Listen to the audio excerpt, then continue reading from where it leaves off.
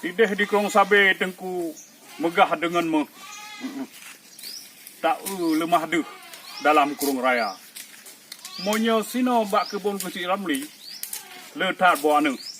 Nyo nekalan kan kadu UWB raya. Monyo perle wahai rakan ke bohana. Nejak kena ke laju Butigra. Jeh tamahlom cik media yang kagak pedu. Nekalan bohana UWB raya. Yang hantar tim rakan metua. Pakan hanya tak telah. Yan harakan metua. Neta mau je Butigra. Mutem corona. Hana tu nundu. Anak tu dulu. Cukup tak urang menderita. Betul. Untung nampak kecil Ramuli kagubi bahan tu. Ye kagujak limuh dalam poh tu ha. Betul. Bak jaro lon pina ong krut. Nyo le ye ko bun tu but ma tidak dah. Kai karena mono ke pegah le ma tinang monyo nejak ke deh bagi ci Ramli nyan onubi segala macam kuno buna. Maka lempu ong krut nyon tu begitu buat dalam kuah he tidak dah.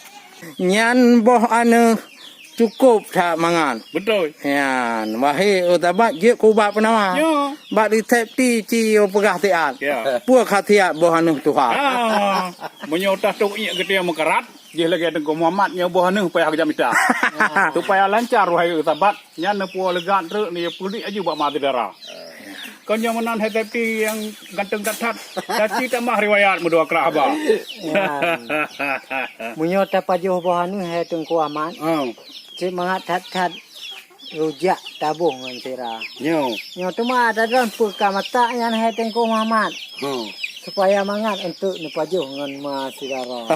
Nyo atalun berketepu lekah hai sahabat kon perle mata tapi perle kubat nyo karena lun tengah takit anggota. Mau ke penyakit wahai sahabat. Yang gak tat nyo bohanu muda. Menyo takit lun le apa macam pelam le nyo harakan nyo takit ke yang lepas na.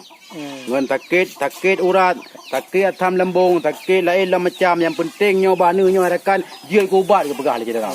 Yang tu ni emang balempoh Syekh Ramli dempu ni. Betul. Boh kruat, krut bohani. Ya. Bungong kutro ba bungong putih. Betul. Mungkin eno dile kamu eno jino akan dakwa. Betul. Kamu lagi Din, terima kasih. Dan kepada grup-grup lain ini grup budaya anggotanya kena je. Bite ya. Pajalam tajak kena tak kunjung seram kan wate-wate pri lagi yo. Ya. Tengok karena aktivitas lam tu hari meja. Hari meja. Sabai. Assalamualaikum warahmatullahi wabarakatuh.